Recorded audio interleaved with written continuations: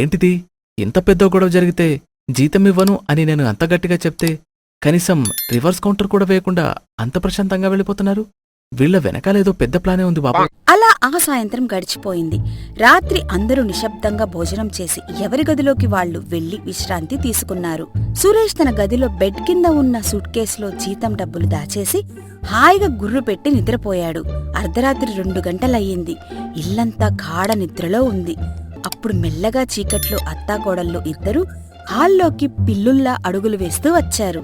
అత్తయ్యా, అత్తయ్యా, మనం సాయంత్రం అనుకున్న ప్లాన్ మర్చిపోయారా ఏంటి? మీ అబ్బాయి డబ్బులివ్వకపోతే ఏం చెయ్యాలో మాట్లాడుకున్నాం కదా. ఇప్పుడు మనం ఆ డబ్బుల్ని దొంగతనం చేయబోతున్నాం. లక్ష్మి ఎటకారంగా, మర్చిపోవడానికి అదేమైనా నీ పుట్టింటి నుంచి తెచ్చిన పాత చీర అనుకున్నావా ఏంటి? నా కొడుకు సంపాదన. సరే, అంతే కదా మనం అనుకున్నది. పద, వాడి రూంలోకి దూరదాం. ఇద్దరూ కలిసి సురేష్ రూమ్ తలుపును నూనె వేసినట్టు మెల్లగా నెట్టారు. లోపల సురేష్ తిరగేసిన తాబేలులా పడుకుని భయంకరంగా గుర్రు పెడుతున్నాడు. ఆ శబ్దానికి లక్ష్మి ఒక్కసారిగా ఉలిక్కిపడింది. ఒసేయ్ రజనీ, ఇదేదో దొంగతనంలా లేదు, ఏదో అడవిలో సింహం గర్జిస్తున్నట్టుంది. నా కొడుకు గుర్రు శబ్దానికి నా గుండె ఆగిపోయేలా ఉందే. అబ్బా అత్తయ్య, మీ అబ్బాయి ఆఫీసులో ఏం చేస్తాడేమో కాని ఇంట్లో మాత్రం రాత్రిపూట కొండల్ని పగలగొడుతుంటాడు.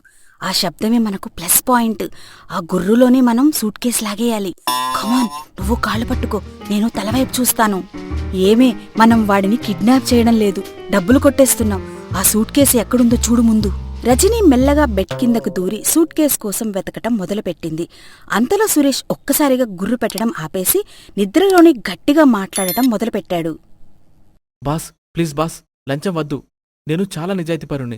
ఆ మాట వినగానే బెడ్ కింద ఉన్న రజనీ భయంతో పైకి లేవబోయి తల బెడ్కు తగిలి అమ్మో అని గట్టిగా మూలిగింది.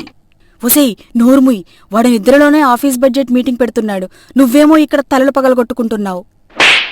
అత్తయ్య, మీ అబ్బాయి నిద్రలో కూడా ఆ పక్కనే ఉన్న సుబ్బమ్మ కొడుకులా లంచాలు తీసుకోకుండా మనల్ని ముంచేస్తున్నాడు. ఇదిగోండి, సూట్ కేసు దొరికింది. కాని దీనికి నంబర్ లాకుంది. నంబర్ లాకా? నా కొడుకు డేట్ ఆఫ్ బర్త్ పెట్టుంటాడు చూడు. లేదత్తయ్యా, రావడం లేదు. అయితే నీ డేట్ ఆఫ్ బర్త్ పెట్టుంటాడు చూడు. పెళ్ళాం మీద పిచ్చి ప్రేమ కదా. అస్సలు రావడం లేదు. ఏమండి, మీ నెంబర్ లాకేంటి? 1 2 3 4 5 అంతా 0.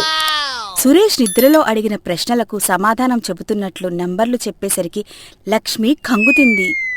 చూశావా రజనీ, నా కొడుకు ఎంత అమాయకుడో. నిద్రలో అడిగినా పాస్వర్డ్ చెప్పేస్తున్నాడు.